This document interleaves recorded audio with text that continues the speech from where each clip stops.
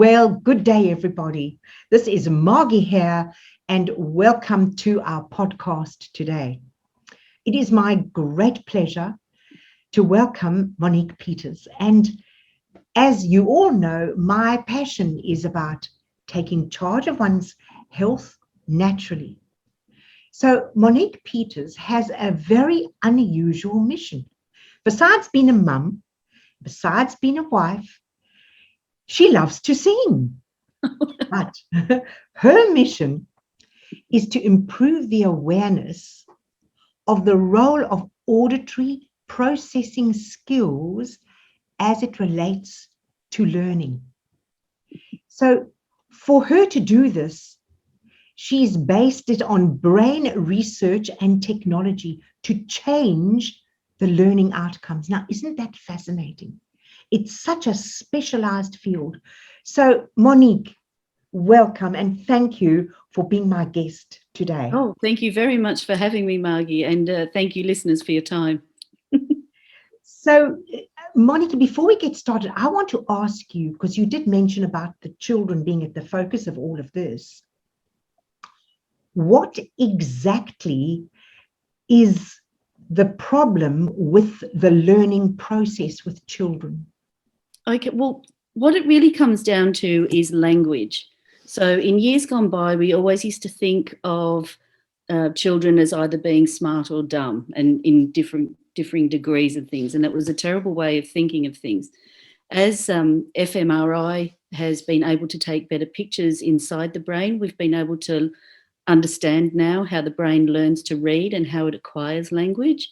And so if a child is not processing language well enough, if the child can't distinguish all the little phonemes, which are the different sounds involved in a language, if they can't distinguish them, then they find it very, very difficult to decode, which is the skill in reading of matching the letters to the sounds. So I've worked with children, for example, who will hear I instead of e. So it's a very subtle difference. And it's also very difficult for a child with an auditory processing disorder to distinguish between sounds like sh and ch. And so as they're growing and they're acquiring language, they get very, very mixed signals. Another example would be how, you know how it's difficult to listen to someone who is wearing a COVID mask, for example. Sometimes you don't catch every single bit that they're saying. Well, that's what it's like for a child sitting in a classroom. But it's also, so they don't understand what the teacher is always saying, so they can't remember the instructions that they're given. They can't always pay attention. So auditory processing is about memory, attention, and being able to sequence all those different sounds. And that affects learning because the ability to understand a teacher, what the teacher is saying, or even just the conversations around them. So they don't understand exactly what's going on. So they'll miss a lot of tones and things like that. But also when reading comes along. So, and then what happens is as the curriculum becomes more and more complex and more complicated, they fall behind. And that's where they get really left behind. And then they end up being, whether it's bullied, marginalised, and it sets off a set of circumstances that, you know, is difficult. So would you say that that's when people say there are so many children who are struggling to learn, would you just explain that struggling to learn? Is that the crux of the matter?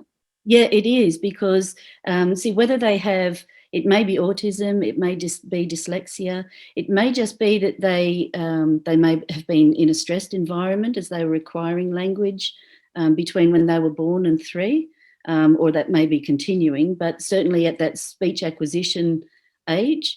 And if they cannot process language properly, they lose the ability to manipulate sounds and to be able to so comprehension and reading they're very, very complex activities, requiring a lot of cognitive skill and also language skills.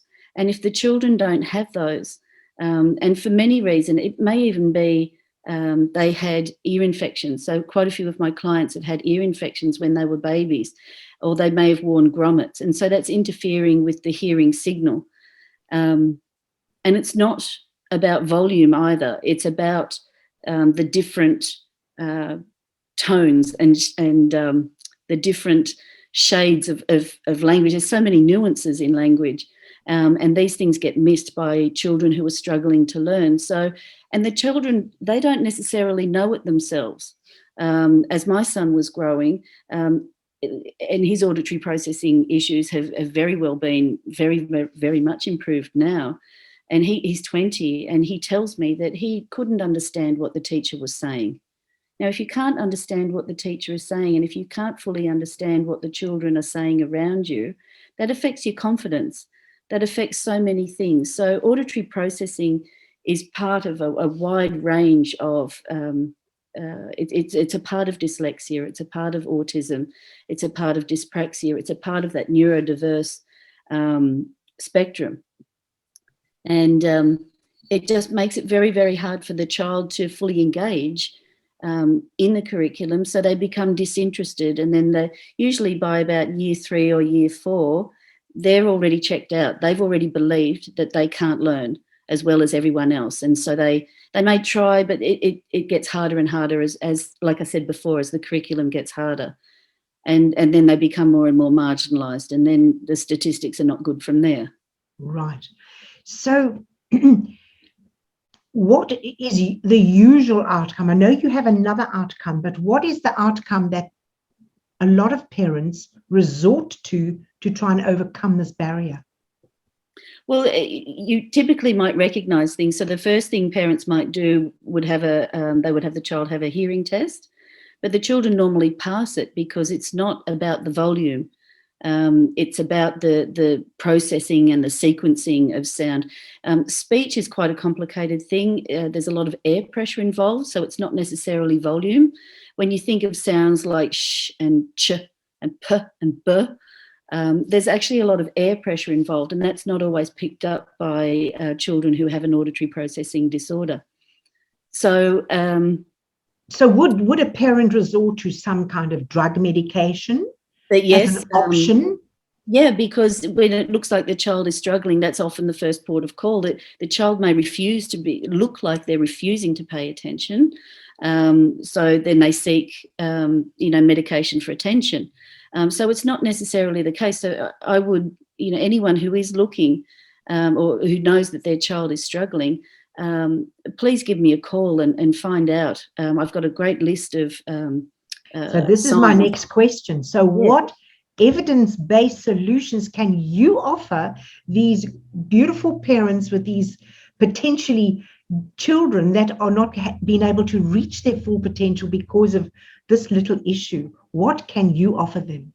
Oh, well, thank heavens. This is a program that I put my son on this a long time ago now when he was in year 6.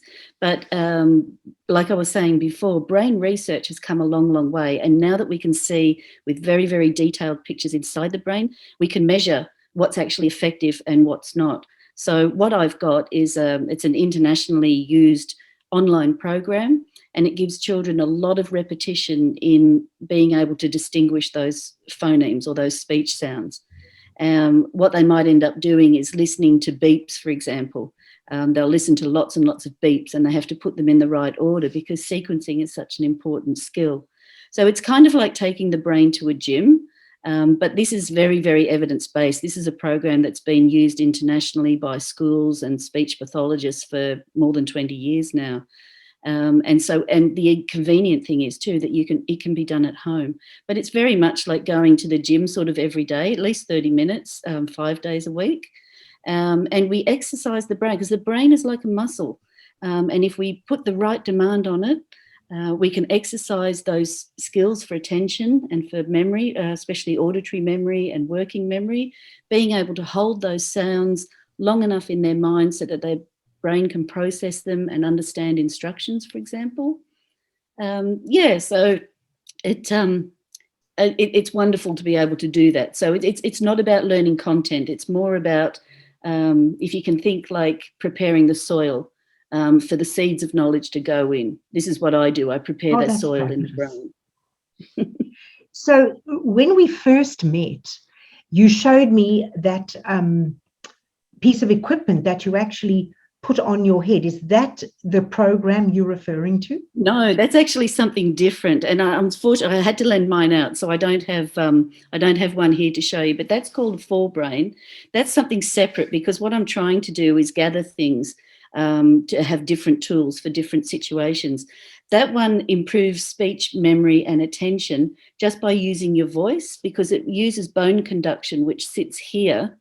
And because you can hear your voice better, your brain can process the sounds better. And it can be used for children who need practice with reading, but also performers use it, singers.